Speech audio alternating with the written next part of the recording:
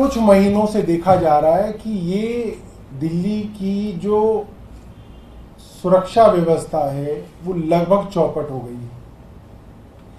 NCRB का data अगर हम देखें, क्योंकि आंकड़ों की बात करनी होती है, तो दिल्ली के अंदर हाईएस्ट क्राइम रेट है इस वक्त।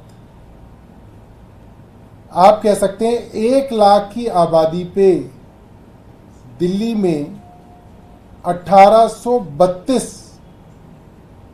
क्राइम्स हो रहे हैं, जो देश की एवरेज से 7 गुना ज्यादा है। दिल्ली की एवरेज नंबर ऑफ क्राइम्स पर लाख पॉपुलेशन, और हर रोज 1179 क्रिमिनल केस रजिस्टर हो रहे हैं दिल्ली के अंदर।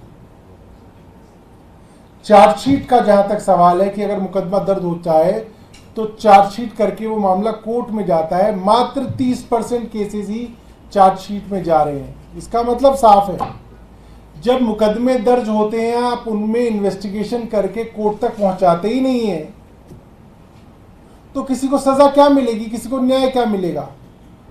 और क्राइम और बढ़ेगा, जो अपराधी हैं उनके हौसले और बढ़ेंगे।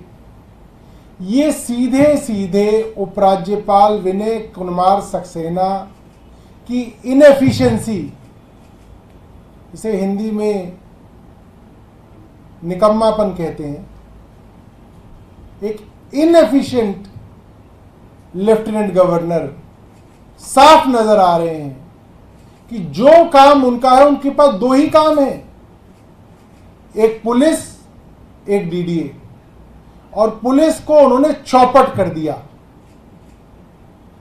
वो एक स्कूल के प्रिंसिपल की तरह चिट्ठियां तो मंत्रियों को खूब लिखते हैं, खूब उपदेश देते हैं, अपने गिराबान में झांक के नहीं देखते आपके पास जो काम है वो क्या कर रहे हैं आप। हमारे यहां तो जो डिपार्टमेंट थे उनमें सारे अफसरों के ऊपर आपने कंट्रोल ले लिया, आप चुनी हुई सरकार को काम नहीं करने देते। आपके पास तो सारे अफसर हैं, सारा महकमा है, आप क्या कर रहे हैं पुलिस में? आप पूरी तरह से फेल हो गए। 2014 में जब ये केंद्र सरकार बनी थी तो दिल्ली पुलिस के अंदर करीब 5,500 रिक्तियां थी, और ये रिक्तियां बढ़ के अब करीब 13,000 हो गई हैं। तो लोग ही नहीं है, पुलिस ही नहीं है, पुलिस के महकमे में लोग ही नहीं है, क्राइम कैसे कंट्रोल होगा? क्या किया एजी साहब ने इतने दिनों में? हमें तो कुछ नहीं मालूम। ऊपर से केंद्र सरकार ने पिछले साल पुलिस का बजट 4.5% घटा दिया है, और पिछले 3 सालों से दिल्ली के अंदर क्राइम जो है हाईएस्ट चल रहा है। क्राइम अगेंस्ट विमेन, मैंने आपको बताया, Delhi reported 14,466 victims of crime against women in India. और क्राइम अगेंस्ट विमेन इतना बड़ा होने के बावजूद एलजी साहब ने 2 काम किए जिससे उन्होंने हालत बद से बदतर कर दी। क्या की? सबसे पहले तो उन्होंने 8,000 के करीब बस मार्शल्स को निकाल दिया। जो महिलाओं के साथ छेड़छाड़ डीटीसी बसेस में होती थी, अक्सर बदतमीजी होती थी, उसके लिए दिल्ली सरकार ने बस मार्शल लगाए थे, जिनको बेबुनियाद तरीके से उनको बेरोजगार कर दिया। आज दिल्ली के 8,000 घर नहीं चल पा रहे, ऊपर से दिल्ली के अंदर महिलाओं को असुरक्षित कर दिया। दूसरा क्या काम किया? विमेंस कमीशन जो इतना अच्छा काम कर रही थी, 181 नाम की, 181 नाम की हेल्पलाइन चला रही थी, उसको पैरालाइज करने के लिए और दिल्ली कमीशन ऑफ वुमेन के काम को ठप करने के लिए करीब 223 लोगों को वहां से निकाल दिया गया। साफ है, एलजी साहब को जो अपना काम करना है, पुलिस को देखना है, वो तो कर नहीं पा रहे हैं। क्राइम बढ़ता जा रहा है, दूसरों के ऊपर उंगलियां उठा रहे हैं।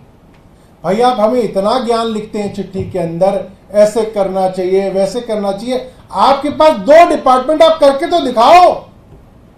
आप खुद तो कुछ करो, फिर दिखाओ तो लोगों को कि भाई देखो मैंने ये दिल्ली की पुलिस सुधार दी। बड़ी बड़ी बातें करते हैं जी साहब भ्रष्टाचार के विषय में, पूछ लीजिए, सर्वे कर लीजिए।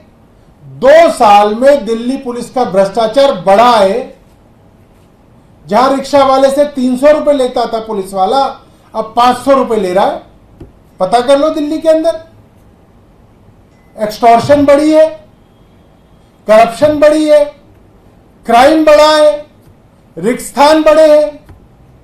क्यों? क्योंकि एलजी साहब का ध्यान ही नहीं है इन कामों पे। एलजी साहब बस चुनी हुई सरकार के काम रोकने के अंदर लगे हुए हैं।